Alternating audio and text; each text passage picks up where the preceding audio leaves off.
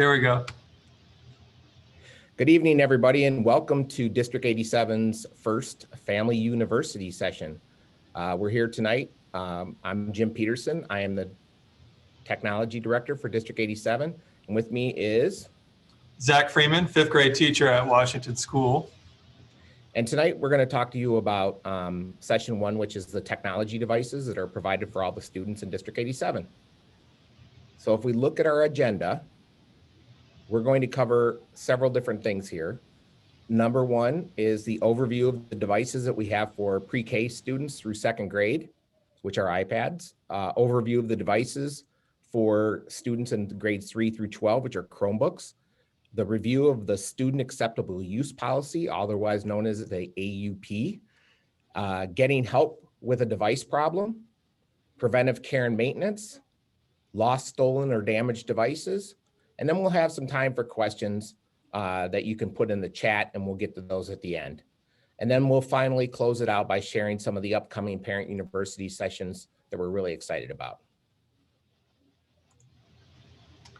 So to start, we have two different devices as mentioned in the district. The first device is an iPad, which is the 2020 version of for this year, and it includes a power brick and lightning cable for charging. And all iPads are going to come with a protective case, which is it's a wonderful case that gives it a lot of protection for your student or for your child. It has a 10.2-inch screen, and it has the latest chip inside of it to give you more speed and more power as well. One of the things that we did want to mention here, which headphones are not included, but you do have the option to connect via Bluetooth or via a lightning or headphone jack to be able to use headphones with this device as well. The most important thing that we do want to touch on is that all of the apps are curated by District 87 staff. So we have the ability to very easily add or remove different apps and give you access to those. Your child does not have access at this time to download their own thing, so we have everything kind of organized for them. And also, one of the things that you've been working on this year is Google and Google Apps for Education. All the students in grades pre-K through second grade will still have access to all of the different Google apps and features that are offered through Google. Down at the bottom of the page there are some quick troubleshooting tips for iPads. One of the easiest things, and obviously they work very similar to an iPhone or a different type of smartphone, is holding the power button and actually just restarting the device is sometimes very helpful if it is slow or unresponsive. If the screen is not responding at all, you can perform a forced restart, which is to hold the power button and the home button simultaneously for 10 seconds. And so that's something that a lot of people don't really know how to do, but it does make a big difference and can help if you're having an issue where it is not responding. And we're going to mention this several times throughout the presentation, but if you have trouble with your device and you're not able to get it to do what it should be able to do, you're going to always contact your child's teacher is going to be the first thing that we're going to continually say over and over again. So as far as devices for grades 3 through 12, they will be issued a Lenovo Chromebook with a charging cord. It also includes a protective backpack type sleeve for easy storage. And they have access to the Google Suite for Education. Everything runs on Google Chrome. So it's very simple. There's not a whole bunch of applications. There's not a whole bunch of software that's managed by the district. The interface is very simple and easy to use and easy to navigate. Just speaking from personal experience, having fifth graders use these this year, it's a night and day difference between how easy it is for them to access files and share files and collaborate on files. And so I think the kids are really getting the hang of it, and that's only going to improve each year that we're using the same devices.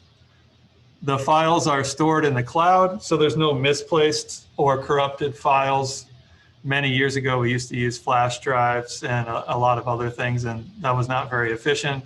And we often had problems, even sometimes between types of devices. So you're not going to have those issues anymore. You're going to have storage on the cloud. And one of the things that's just having storage in the cloud for many years on a personal and professional level, it's kind of like having a digital portfolio for your child. So they're going to be able to go back and look at assignments that they've done years ago. And it's really kind of neat if you start to get a large database of files that are created in District 87. One of the other things that was asked often, so we wanted to just kind of cover that, is your child can log in to their District 87 Google account on any device that has internet access, and be able to access those files. So that is helpful if they forget their Chromebook and they're going to grandma and grandpa's house and they need to finish a homework assignment that night or something. They can log in to another device and be able to access those files as well. As far as quick troubleshooting tips, down at the bottom in the purple box there, one of the issues that happens sometimes is an internet connectivity issue. In some cases, you can just toggle off the internet and then toggle it back on. That sometimes does help to reestablish the connection with the wireless network. If the computer is not working or it seems bogged down, a restart may be required, which is done in the bottom right-hand corner. There's a menu down there to be able to restart the computer. And again, as mentioned in the previous slide, if you're having trouble and you still can't get it to function the way that it should be, please contact your child's homeroom teacher and we'll be able to kind of further assist you from that point. Back to you. The two rules of fixing computers: restart fixes 99% of the problems, right? That is true. So hopefully you won't have to contact your teacher. The next part, we're going to review the AUP, or the acceptable use policy. That is a Board of Education policy. It originated in 1998 and has made changes over time as new technologies have come about, or we got more access to the technology. And like Zach said, you know, nowadays you can just access our resources and their files and everything from anywhere. And so we wanted to make sure that that acceptable use policy is understood, because it pertains to any time they use District 87 resources. So it also is part of a bigger the Children's Online Privacy Protection Act, COPA, which is designed to protect your students from a variety of threats. And that can be from various things, from people that might take data and use it in bad ways to other kinds of scary people that are out in the internet. And we all try to do our best to do that and make sure that we're understanding those threats, but also how to react to them. All these AUPs are signed by staff and students within District 87. Students and parent guardians sign that at registration. So if you need to see another copy of that, it's on our district website. And we also encourage you highly to review that with your child annually, because it's one of those ongoing things that's going to continue well past their time at District 87, is their online usage. And being a good digital citizen and understanding proper use is a really good knowledge to have. So we highly encourage you to be able to do that, as your teachers often do with in their classes as well. Onward. So how to get tech help? Like Zach said several times, always report any technology problems to their teacher. It's really important to do that, because we have set up an escalation situation where if the teacher is not able to resolve it, because sometimes it could be just a local little issue, they will escalate the problem to additional support people that we have in the building and at the district level, so that we can make sure we get that problem solved as quickly as possible. All buildings have processes starting with the teacher to provide this continuity of learning. That's what we call it. We want to make sure that all the technology that's in the hands of kids is up and working all the time. As we start moving more curriculum that way, it's going to become obviously more and more important, because that's where the kids' files are. That's where their learning resources are. That's where everything's at. So we've really strived to make a series of support mechanisms all the way through the district, so that kids have a working device in their hands as much as possible. As far as Preventive care and maintenance. We've talked about this many times as far as cleaning the device. As far as it says using a clean, damp cloth, less is more. You want it to be just barely wet is really, because water is not good with computers, obviously, if you didn't know that. So you're going to use that for just general cleanliness when needed. When the computer is not in use, we ask that you store it in its protective backpack or case. That helps to prevent problems down the road in case you were to spill something nearby, or many other issues as well. Please always handle the device with 2 hands. We've said that consistently for the last 10 years since we've had laptop computers. 2 hands always, please. Do not carry your laptop, your device, your Chromebook by the screen. That's very dangerous. And as you know, most screens are extremely fragile, and carrying it by the screen would not be a good idea in any circumstance. As far as the charging cords go, they do fray over time, regardless of how gentle you are with them. Please, please, please do not pull on them. Do not use them inappropriately. One of the issues that I've had many times as a teacher with student machines is students accidentally leaving a pencil or piece of paper or something in between the screen and the keyboard, and then they close it. It happens more often than you would think, and that typically results in a cracked or damaged screen. So please don't put anything between the screen and the keyboard when you are going to close the computer. We talk about this a lot, and we just mentioned it. We'll say it again. Putting the device to sleep or shutting it down when not in use, and also to restart the computer on occasion for optimal performance. Those are both really good things to do, because they not only save energy, but they allow the computer time to rest and kind of get a fresh restart so that it can work to its optimal performance. And obviously, as mentioned, in the classroom, buildings and teachers may have additional care and maintenance.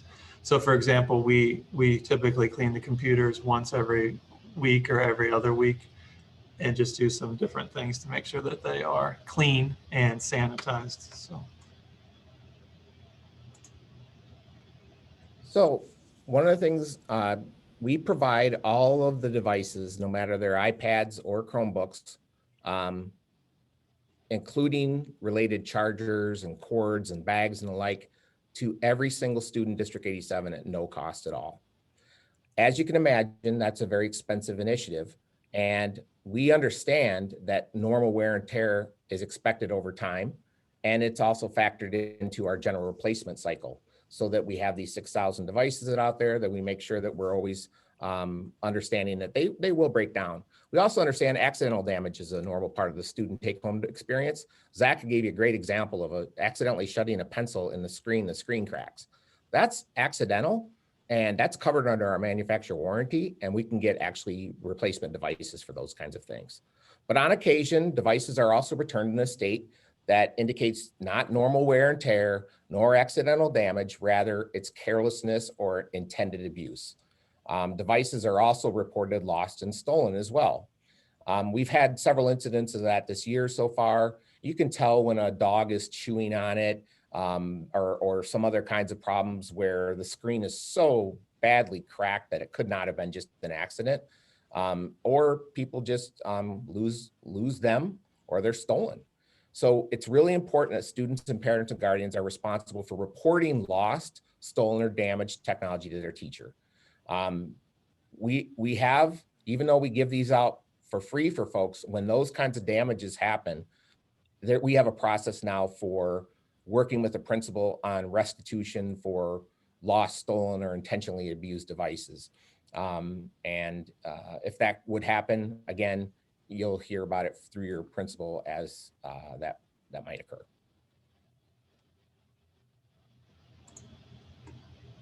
So we have any questions out there? There were several different questions that we wanted to answer. I don't think we have to do those for right now, because this is a redo on it. So let's go ahead and go to the next slide. And we just wanted to remind everybody, today was the tech devices session. Next Thursday, on January 28th, is communication tools. And that's where you're going to learn a lot more about everything from email within the Google Suite to Remind, which is a text-based application that text messages to parents and kids. Things like Skyward Message Center and those kinds of tools, things that help us better that communication between home and school and better that home-school connection. Then on February 4th, there's going to be another one on digital safety, which is very important to us. Our number one job is students walk into our buildings to keep them safe. And online, internet kinds of things bring up new ways that kids could get in trouble or not be safe. And so we have a series of tools that helps us understand what kids are using, and that's going to be covered during that time with our Director of Safety and Security. That's very good. And then the last one is classroom tools. And these are just kind of a high-level overview of just some classroom tools, like Zach mentioned several times about Google Classroom, but other kinds of tools that we have, and we list them on our app launcher in the district, and it'll give you just lots of information about the different tools that we use. So in closing, on behalf of Zach Freeman and Jim Peterson, we'd like to thank you for watching this video, and we hope to see you at these future sessions, and they'll keep going on further and further. Have a great day. Thank you very much. Have a great day.